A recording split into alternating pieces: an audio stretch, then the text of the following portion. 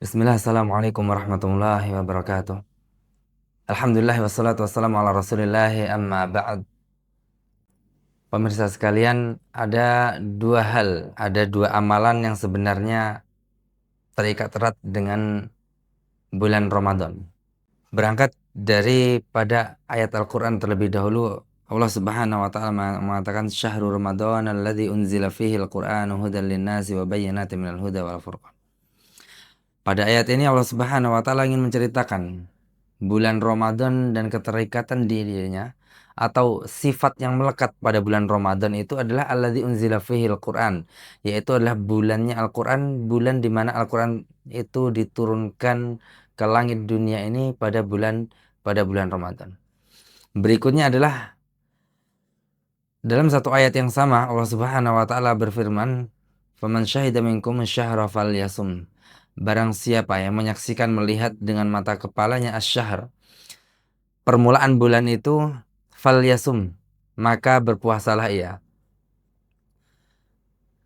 Dua hal yang melekat pada bulan Ramadan ini Allah jadikan berkali-kali melalui lisan Rasulnya pujian-pujian, anjuran-anjuran, dan satu kampanye yang digalakkan oleh Rasulullah Sallallahu Alaihi Wasallam untuk menghidupkan bulan Ramadan yang Allah sifati dengan bulan di mana diturunkan Al-Quran.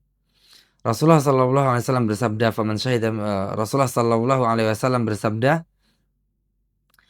"Man qama imanan wa ihtisaban ghufira lahu ma taqaddama min dzambihi." Barang siapa yang berdiri, dalam artian barang siapa yang menghidupkan malamnya, berangkat dari keimanannya dan menginginkan pahala dari sisi Allah Subhanahu wa taala, ghufira lahu ma taqaddama min dzambihi. Allah balas, Allah ganjar dengan ampunannya. Pada hadis yang lain juga Rasulullah Sallallahu Alaihi Wasallam bersabda dalam singkatnya bahwasanya Rasulullah Sallallahu Alaihi Wasallam aktsaru, masa paling banyak yaqra'ul Quran, membaca Al-Quran di hadapan Jibril alaihi salam adalah saat bulan Ramadan. Jadi momentum tersebut Rasulullah Sallallahu Alaihi Wasallam langsung berjumpa dan diawasi langsung oleh Sayyidina Jibril alaihi salam untuk menghidupkan bulan yang Allah sifati dengan bulannya Al-Quran tadi. Pada hal yang demikian tadi, berdiri, membaca Al-Quran, menghidupkan malam.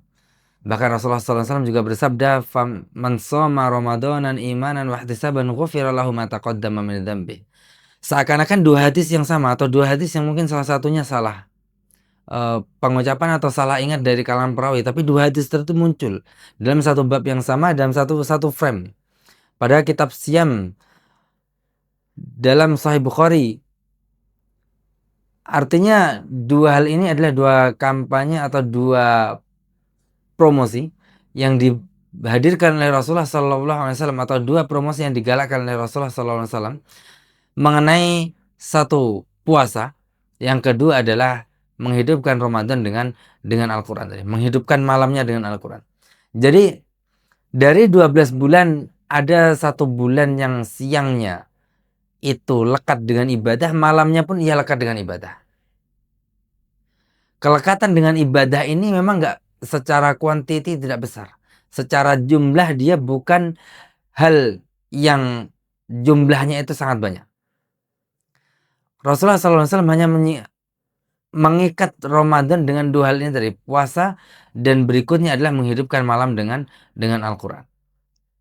Sehingga jaminan-jaminan yang diberikan oleh Rasulullah SAW mengenai bulan ini tadi, mengenai ibadah pada bulan ini tadi, mengenai keutamaan pada dua ibadah yang menjadi brand atau menjadi merek, menjadi hal yang diingat orang melekat dengan bulan Ramadan, itu bukan lagi sekedar jumlah. Rasulullah SAW bersabda dalam hadis yang diriwayatkan oleh Sayyidina Abdullah bin Umar radhiyallahu anhu, ia mengatakan, "Al-qiyam was-siyam," atau dalam riwayat lain as-siyam wal qiyam, berpuasa dan menghidupkan malam. Yashfa'ani lil abdi yaumal qiyamah. Dia akan memberikan syafaat kepada hambanya di akhirat kelak. Yaqulu siyam, puasa tadi mengatakan kepada Tuhannya, ay Rabb, Tuhanku, mana'tuhu minan naum bil lail.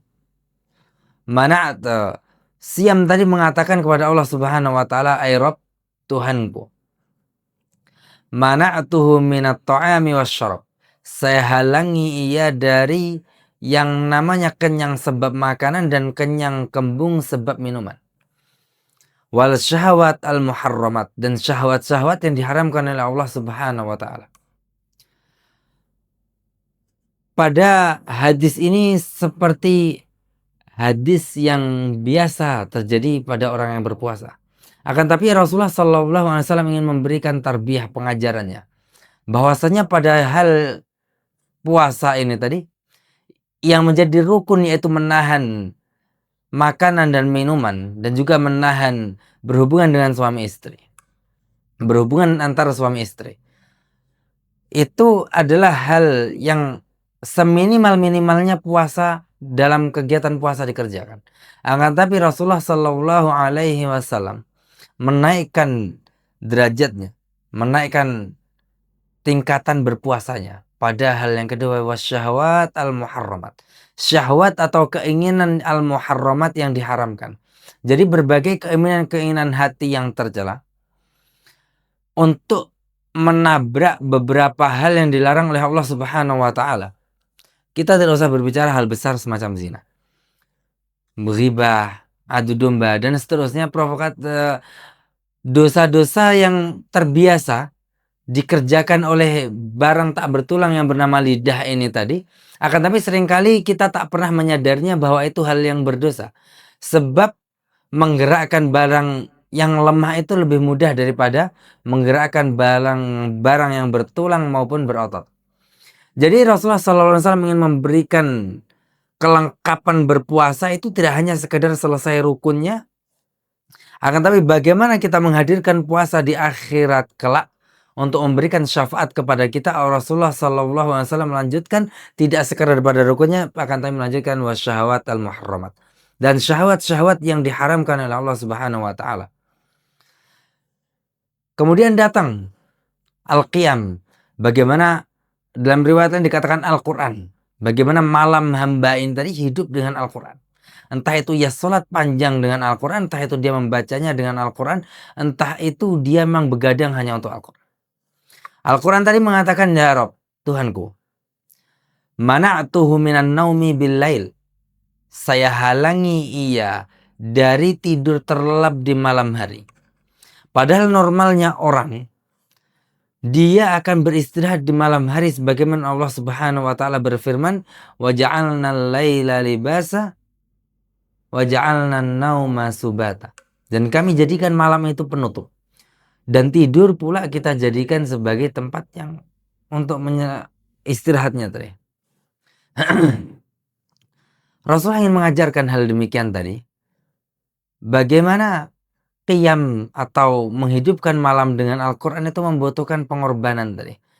Pengorbanan selama 1 bulan tadi kita berjalan di luar daripada kebiasaan normalnya manusia, yang dia malam hari itu istirahat, yang dia di siang hari itu bekerja.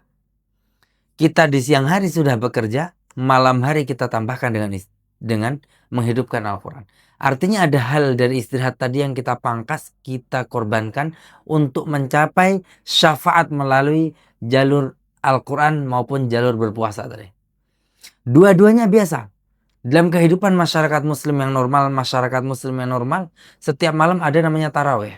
Rasulullah SAW bersabda, man qama salat tarawih, barang siapa yang mengerjakan salat tarawih bersama imam pada malam Lailatul Qadar, sudah cukup hal tersebut menjadikannya mendapatkan malam Lailatul Qadar. Artinya sebenarnya standar-standar kemuliaan itu mudah. Standar-standar mendapatkan bonus dari Allah Subhanahu wa taala itu mudah. Standar-standar untuk mendapatkan nilai lebih dari sekedar fardu ain itu mudah. Akan tapi kita memberikan gambaran yang sulit dengan hal-hal demikian, sehingga apabila dimunculkan kata qiyam, dimunculkan kata membaca Al-Quran, menghidupkan malam, semuanya semalam suntuk dari adzan isya hingga adzan subuh dipenuhi dengan ibadah.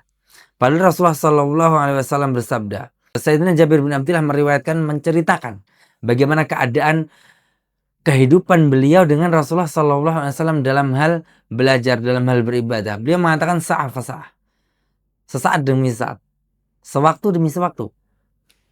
Kita ada semangat, kita belajar. Kita ada semangat, kita beribadah. Kita mulai lemah, kita mulai lelah, cari pelampiasan lain. Kembali lagi, hingga akhirnya kita kembali lagi. Dari kesemuanya ini, dari dua hal ini tadi, dari cerita mengenai siam dan qiyam hingga diakhiri percakapan mereka di hari akhir tadi, fasyafi'ni fihi. Ya Allah, jadikanlah saya perantara pertolongan untuk orang ini tadi, fayashfa'an. Maka keduanya tadi diberikan kemampuan oleh Allah Subhanahu wa taala, atau dijadikan oleh Allah Subhanahu wa taala perantara mendapatkan syafaat atau pertolongan Allah Subhanahu wa taala dengan qiyam maupun siam, dengan berpuasa ataupun menghidupkan malam dengan Al-Quran. Sekilas berat tuntutannya. Sekilas itu adalah memakan waktu yang berjam-jam. Tapi kenyataannya Rasulullah Shallallahu Alaihi Wasallam mengajarkan kepada kita banyak-banyak tipsnya tadi untuk mencapai hal tersebut, bukan lagi sekedar menjalankan rutinitasnya atau bukan lagi sekedar kita berbicara soal tren karena masyarakat di sekitar kita sholat tarawih, kita pun berangkat sholat tarawih. Masyarakat kita berangkat sholat tahajud, kita ikut sholat tahajud. Akan tapi Rasulullah SAW menjadikan memberikan pengajarannya kepada kita bagaimana pendidikan-pendidikan tadi dalam beribadah, dalam mengejar nilai lebih di hadapan Allah Subhanahu wa taala itu menjadi mudah. Semacam hal puasa tadi, kita ulangi sekali lagi, bahwa dia hanya selesai menjalankan rukunnya wasyahwat al-muharramat, menahan dari syahwat-syahwat yang diharamkan oleh Allah Subhanahu wa taala. Atau kalau dia menghidupkan malam dengan Al-Quran, dia mengambil beberapa bagian malam yang mampu untuk berdiri kuat, mampu untuk melazimi Al-Quran, membacanya dengan sepenuh hatinya, dengan sekuat tenaganya, untuk sampai pada kemuliaan syafaat Allah Subhanahu wa taala di hari akhir tadi. Wabillahi taufiq wal hidayah, waridha wal inayah, nun wal qalami wa ma yasturun, wallahu a'lam bissawab. Wassalamualaikum warahmatullahi wabarakatuh.